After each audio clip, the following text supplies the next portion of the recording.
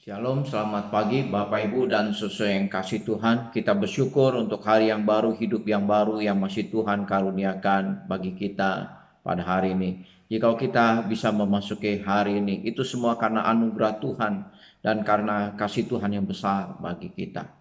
Untuk memasuki hari ini, hari Sabtu tanggal 9 Januari 2021, saya ingin mengajak kita kembali bersama-sama merenungkan firman Tuhan yang diambil dari Injil Matius pasal yang ke-12 ayat yang ke-9 sampai ayat yang ke-15.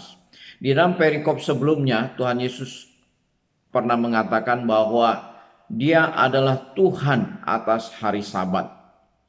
Nah, setelah Tuhan Yesus dan murid-muridnya meninggalkan ladang gandum, Yesus masuk ke rumah ibadat orang Yahudi. Nah, kebetulan di dalam rumah ibadat itu ada seorang yang mati sebelah tangannya. Maka datanglah orang-orang Farisi bertanya kepada Yesus, "Bolehkah menyembuhkan orang sakit pada hari Sabat?"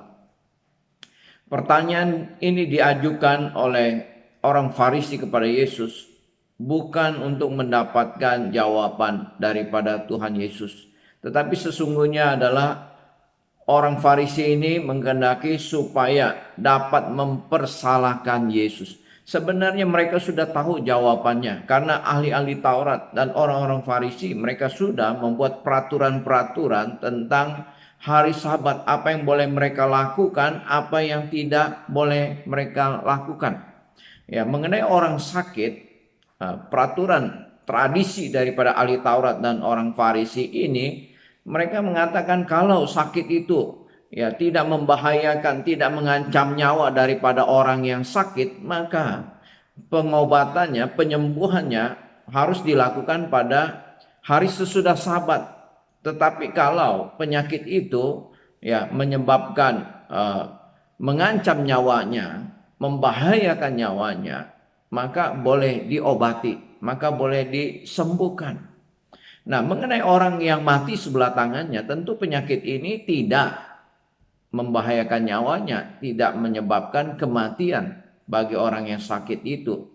Nah, menurut tradisi ahli Taurat dan orang Farisi ini, maka orang yang mati sebelah tangannya ini dapat diobati atau dapat disembuhkan sesudah hari Sabat. Nah, untuk menjebak Yesus, ya, untuk mencari kesalahan Yesus, istilah mempersalahkan Yesus ini juga, istilah mempersalahkan ini di dalam bahasa aslinya mempunyai arti yang lebih keras, yaitu agar mereka dapat menyeret Yesus dan menuntut Yesus di pengadilan. Itu maksud daripada pertanyaan orang Farisi ini, orang Farisi tersebut. Bolehkah menyembuhkan orang sakit pada hari Sabat? Nah, untuk menjawab pertanyaan daripada orang Farisi ini, Tuhan Yesus tidak langsung memberikan jawaban, tetapi Tuhan Yesus menjawab dengan pertanyaan lagi. Dikatakan jika ada seorang yang mempunyai 1 ekor domba dan satu-satunya domba yang dimiliki orang tersebut jatuh ke dalam lubang pada hari Sabat, tidakkah dia akan menangkapnya dan mengeluarkan domba itu dari dalam lubang? Nah, orang-orang Yahudi pada saat itu mereka memperbolehkan untuk menolong domba yang terperosok yang jatuh ke dalam lubang walaupun itu dilakukan pada hari Sabat. Jadi mereka akan mengeluarkan dombanya dari lubang. Mereka akan bekerja, berusaha untuk menyelamatkan dombanya yang terperosok yang jatuh ke dalam lubang. Nah, dari kenyataan ini kemudian Tuhan Yesus berkata kepada orang Farisi yang bertanya kepadanya, "Bukankah manusia lebih berharga daripada domba?" Manusia tidak dapat dibandingkan dengan domba. Manusia tidak dapat dibandingkan dengan binatang. Manusia jauh lebih berharga daripada binatang. Oleh karena itu Tuhan Yesus memberikan jawaban yang sangat tegas. Oleh karena itu boleh melakukan perbuatan baik pada hari Sabat. Nah, kemudian untuk membuktikan bahwa perkataan Tuhan Yesus ini benar, dan juga sekaligus untuk membuktikan bahwa Yesus adalah Tuhan atas hari Sabat, bahwa Yesus adalah orang yang berkuasa atas hari Sabat. Maka kemudian Yesus menyembuhkan orang yang mati sebelah tangannya itu. Ketika orang itu mengulurkan tangannya kepada Yesus, maka sembuhlah tangannya yang lumpuh itu, tangannya yang mati itu, kemudian menjadi sehat sama seperti tangannya yang lain.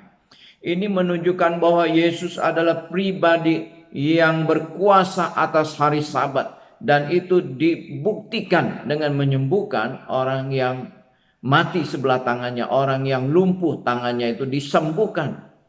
Ini menunjukkan bahwa Allah berkenan kepada Tuhan Yesus Kristus, dan apa yang diajarkan oleh Yesus itu sungguh-sungguh adalah benar. Yesus mengajarkan kebenaran. Jadi melakukan perbuatan baik pada hari Sabat seperti menolong orang yang sakit, mengobati orang yang sakit, itu diperbolehkan. Ini ajaran Yesus.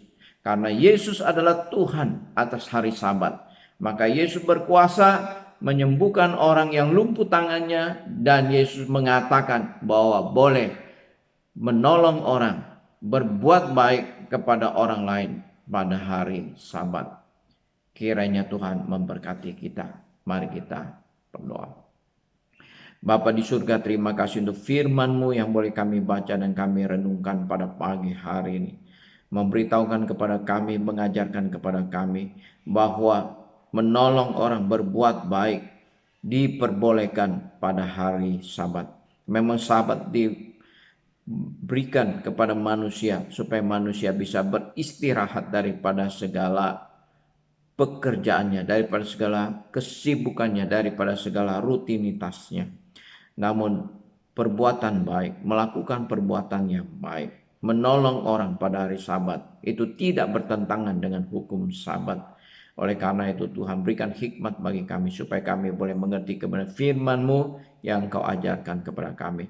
Tuhan pimpin kehidupan kami sepanjang hari ini, pimpin keluarga kami, orang-orang yang kami kasih, bahkan jemaat gereja-Mu Tuhan dimanapun mereka berada. Engkau tutup bungkus dengan kuasa darah-Mu, Engkau sertai dan memberkati segala aktivitas dan kegiatan yang mereka lakukan. Jauhkan daripada segala sakit penyakit, jauhkan daripada virus corona, jauhkan daripada niat-niat orang yang berbuat jahat, jauhkan daripada kuasa iblis setan yang berusaha untuk mencobai dan mengganggu. Tuhan singkirkan semuanya, bahkan Tuhan memberkati di dalam kesibukan pelayanan. Kami serahkan semuanya ke dalam tangan kuasa-Mu. Di dalam nama Tuhan Yesus, penebus dan juru selamat kami yang hidup, yang bangkit dari antara orang mati, kami berdoa. Amin. Bapak, Ibu, dan Saudara yang kasih Tuhan, marilah kita siapkan hati kita untuk beribadah kepada Tuhan. Besok hari ibadah kita. Oleh karena itu dengan hati yang penuh kerinduan kita boleh datang menghampiri Tuhan untuk beribadah dan berbakti kepadanya. Selamat beraktivitas, Tuhan memberkati kita semua. Amin.